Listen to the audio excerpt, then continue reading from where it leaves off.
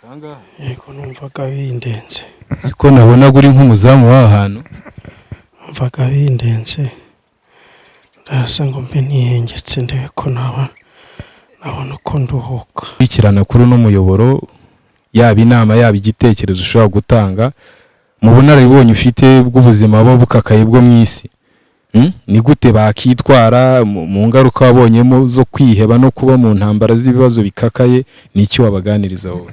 Icyo nabaganiriza nuko igihe umuntu agize ibibazo runaka kwigunga ntabwo ari byiza, kubera ko nk'ubu impamvu naje nkaryama hano nuko nta bantu nabonaga babasha kumba hafi kugira ngo byibura babwire agahinda k'ibibazo byanjye wenda mbe naruhuka.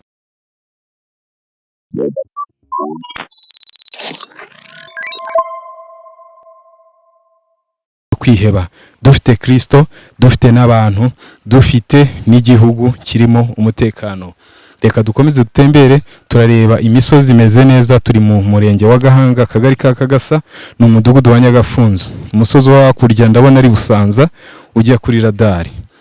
Ndimo ngenda ndeba, ndimo mbona abana muri quartier, ariko haya gato mbonye umugabo uryamye, niba arwaye ntago mbizi. Reka turebe, kamwegere ndebe niba arwaye arambwira ubwo, niba atarwaye yaba ari nk'umuzamu hari. Ndabona ariko ahantu ari hasa nk'ahasenywe, hari amatafari. Turashaka kuba arwaye ahari cyangwa ari umuzamu w'aya matafari. Yemwe amaye nka data yasinziriye ahari di. Niko komera wa mugabo we, muraho murarwaye se? Hoya ibibazo Yego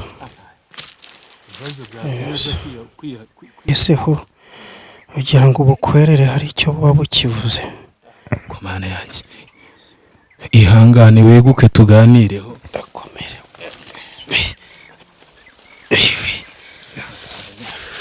Sorry. Niko ubu no gufungura ntuheruka gufungura de. Reka. Reka ndebe ko naguha ku mpamba nitwaza y'urugendo. Ntago ari nyinshi ariko yagufasha tukabasha kuganira. Hari abantu ntihagapfa abandi. Akira kuri utu tubuto uvovoreho kamwe wenda tuganirizaho. Akose Wenda urimo gatonora kamwe wakibwira abakunzi bacu kuko iyi ni channel yitwa Sam Statido. Ngiye muvugana ni Papi neza, n'ubundi na Sam Statido ndarikoresha nk'ubuhanzi.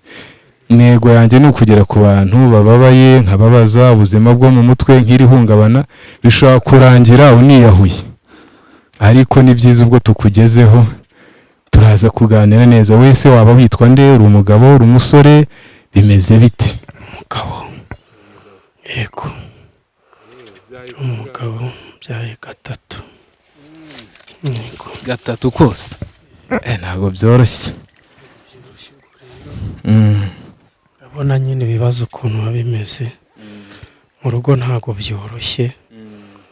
Abuze icyo nkora neza. Ese ubuzima buradukomereye pe. Imana ikurengere di. Yego Ariko umugore ntabwo yagutengushye mu bibazo waba urimo byose ngabe yagute? Mwabibanyemo? Twabibanyemo pe, ntacyo namushinja. Icyo nicyo gikomeye. Yego Rega burya nyuma y'umwijima umucyo uraza, izuba rishobora kongera rikarasa. Yego Kwigunga se ubu niwo mutira ko wari waryamye ahangaha? Amaherezo yari kuba yahe? Amaherezo ni Imana yari yazi wa muvandimwe we. Ko ntabwo byoroshye na gato. Gusenga ntacyo byamaze neza mu gukemura ibibazo byo mu mutwe n'ihungabana byose. Yesu abantu baramutegereza bakabura ibisubizo se, bimeze biti? Kandi ngari karuhura. Yesu ni karuhura, ariko hari aho bigera nk'abantu bitewe n'igihe umaze usenga bategereza ibisubizo byatinda kuza nk'umuntu, bigahita birangira ubaye gutya nyine wananiwe kwiyakira no kubishyikira. cyane ko abantu batwumva niba dusenze Imana yahita idusubiza, ariko kubera nyine Imana ari Imana isubiriza igihe yabishatse, ubwo rero gutegereza icyo gihe cy'Imana biba byatugoye.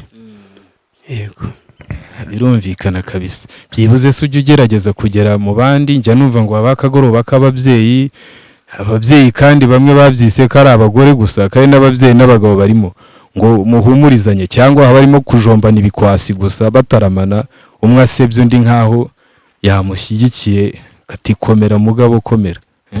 utugoroba tw'ababyeyi ntago ndajyayo, ariko ndabona ariyo maherezo.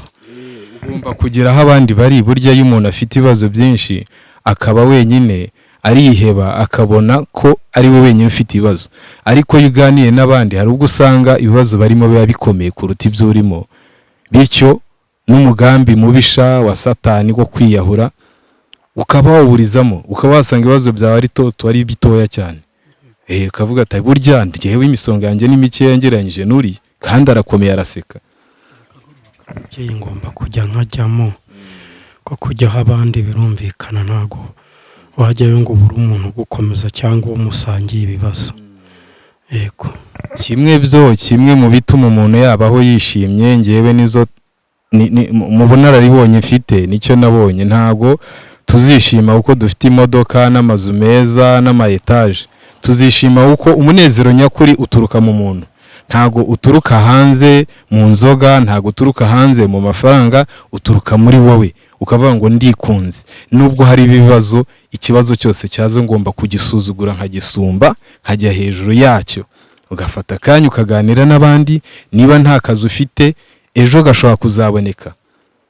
Niba utabonye icyo kurya birumvikana, nk'umugabo we nta kazi ijambo rirabura, n'iki n'iposho ry'abana, twese ibyo bihe tubicamo.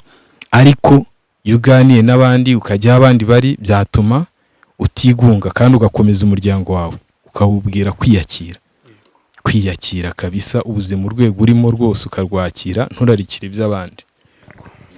murakoze cyane kubera inama mungiriye. Ni ikihe kintu se wagiramo inama nk'abantu badukurikirana kuri uno muyoboro, yaba inama yaba igitekerezo ushobora gutanga mu bunararibonye ufite bw'ubuzima buba bukakaye bwo mu isi?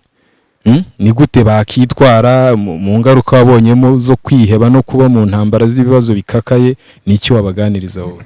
Icyo nabaganiriza nuko igihe umuntu agize ibibazo runaka, kwigunga ntabwo ari byiza, kubera ko nk'ubu impamvu naje nkaryama hano nuko nta bantu nabonaga babasha kumba hafi kugira ngo byibura babwire agahinda k'ibibazo byanjye, wenda mbe naruhuka mu mutima.